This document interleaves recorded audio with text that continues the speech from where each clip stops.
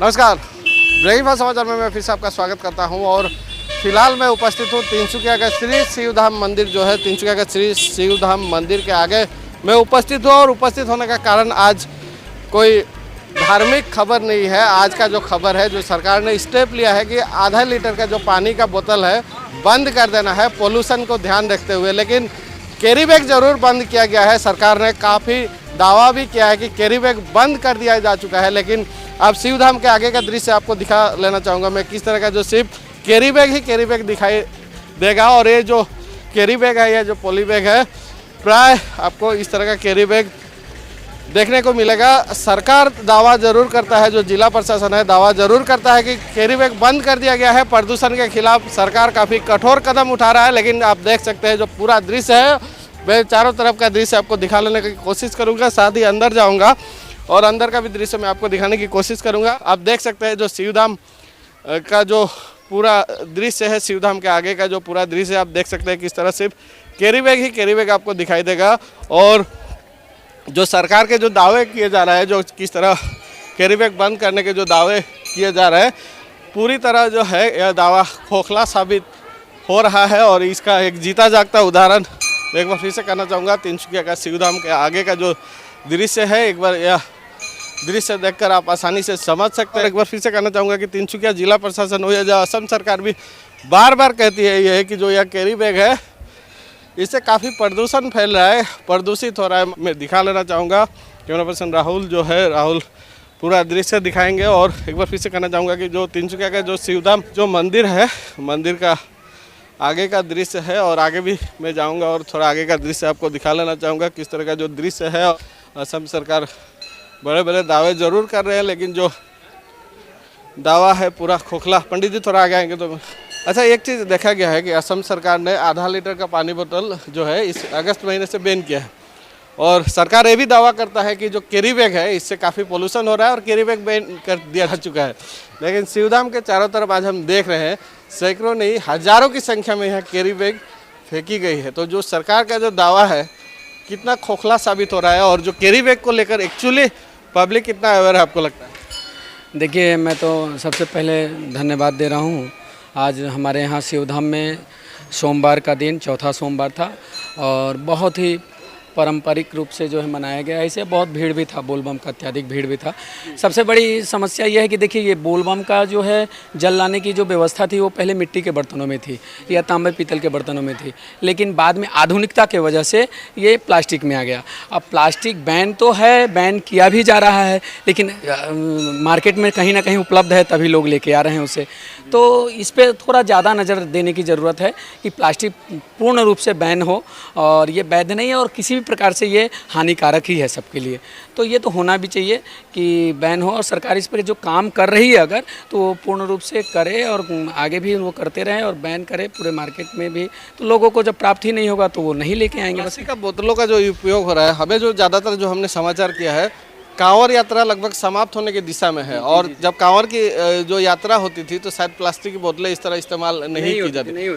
तो एक तरफ तो यह संस्कृति समाप्त हो रही है और दूसरी तरफ संस्कृति समाप्त होने की वजह से लोगों को आसानी हो इसके लिए प्लास्टिक की बोतलें इस्तेमाल कर रहे हैं। तो क्या कहेंगे इस संस्कृति को लेकर? मैं सभी से एक ही आह्वान करूंगा, जनमानस से, जो भी कांवड़ जो यात्रा था वो कंधे पे जल को लेकर के भार को, जैसे श्रवण कुमार ने अपने माता पिता के भार को कंधे पे लेकर के और पूरे तीर्थ का भ्रमण कराया था, उसी प्रकार से ये कांवड़ यात्रा है। दूर से सुदूर दराज स्थित किसी नदी से या किसी समुद्र से, जहाँ भी जैसा उपलब्ध हो, जिस देश में जैसा भी हो, वहाँ से लोग अपने कंधे पे कांवड़ लेकर के आते थे, भारी वजन लेकर के आते थे और वो बाबा को जल अर्पण करते थे, भगवान भोलेनाथ को अर्पण करते थे।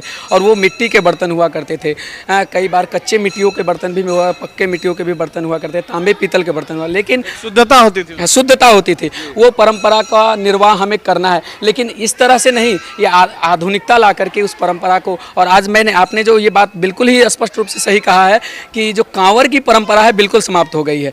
डाक बम हमने एक सुना था और ये होता भी था डाक बम, लेकिन सब डाक बम नहीं है। आजकल लोग नॉर्मल बोल बम भी 2 प्लास्टिक के बोतल में जल को बांध लिए कमर में या पीठ में या किसी कैरी बैग में रख लिए और लेके चल दिए।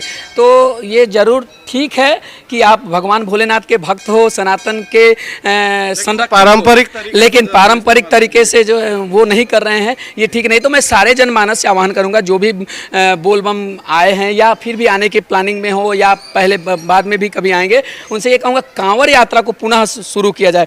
जो कांवर यात्रा में मज़ा था, जो आनंद था, वो इस जल लाने में और छोटे मोटे जल को लाने में ऐसा कोई आनंद नहीं है। तो इसीलिए मैं फिर से एक बार शिव धाम के प्रधान पुजारी होने के नाते से मैं सबसे आग्रह करूंगा कि कांवर यात्रा को पुनः प्रारंभ किया जाए। साथ ही जो प्रदूषित किया गया है, जो इस तरह का कैरी बैग फेंक जो प्रदूषित किया गया है, एक शिव धाम के प्रति जो आस्था है, जो लोग इस तरह प्रदूषित अनजाने में कर रहे हैं, लेकिन उनको क्या आह्वान करना चाहिए? बिल्कुल, अगर हमारा जो मिट्टी का बर्तनों में, मिट्टी के कलशों में अगर जल आएगा तो उस मिट्टी के कलश को मैं किसी भी मिट्टी में फेंक दूंगा तो वो खाद के रूप में हो जाएगा या कहीं समतल भूमि, गड्ढे भूमि को भर दिया जाएगा। लेकिन इस प्लास्टिक को मैं कहीं भी भरूं 2-4 साल, 10 साल, 100 साल में भी ये गलने वाला नहीं है।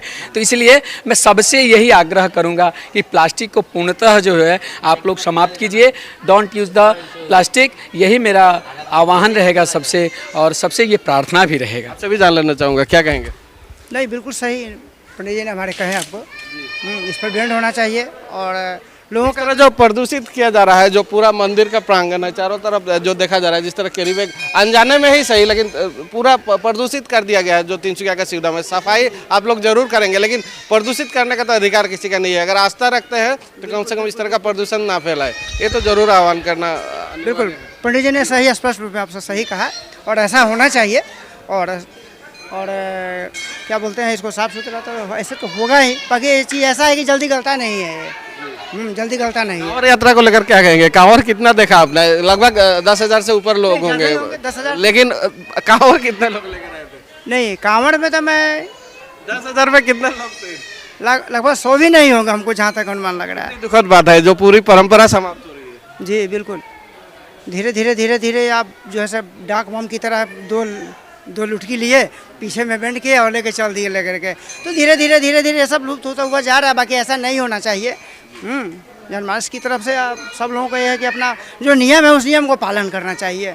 क्या धन्यवाद। और एक बार फिर से मैं दिखा लाना चाहूँगा जो पूरा दृश्य है, आप देख सकते हैं।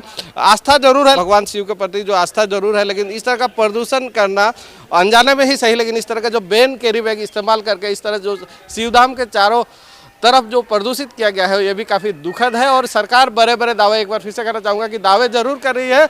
आधे लीटर की जो पानी बोतल है बैन की गई है। हालांकि केट के द्वारा कल हमने जो देखा, ट्वीट किया गया है कि जो प्लास्टिक की बोतलें हैं रिसाइकल की जाती है और इससे कोई प्रदूषण नहीं फैलता। सरकार जो जिस तरह का दावा कर रहा है कि प्लास्टिक की बोतल जो है बैन करके प्रदूषण रोका जा रहा है या रोकने की एक प्रयास की जा रही है, उसके विपरीत केट ने जो ट्वीट किया है साफ झलक रहा है कि रिसाइकल किया जाता है ये जो प्लास्टिक की बोतलें हैं और इससे खास कोई प्रदूषण फैलती नहीं। लेकिन जो प्लास्टिक है, जो कैरी बैग है, किस तरह प्रदूषित कर रही है और किस तरह खतरा दिन पर दिन बढ़ते जा रहा है। सरकार दावे कर रही है, प्रशासन दावे कर रहा है कि कैरी बैग बैन कर दिया गया है, लेकिन आज हजार संख्या में यह जो शिवधाम है, शिवधाम के आगे यह जीता जागता सबूत है, जीता जागता हम सबूत दिखा रहे हैं कि खोखले दावे जो की जा रहे हैं प्रशासन के द्वारा, जो सरकार के द्वारा साफ झलक रहे हैं। और इस पूरे विषय को लेकर हम आगे भी कोशिश करेंगे कि जो संस्थाएं हैं उनके पास भी जाए और उनसे हम प्रतिक्रिया लेने की कोशिश करेंगे।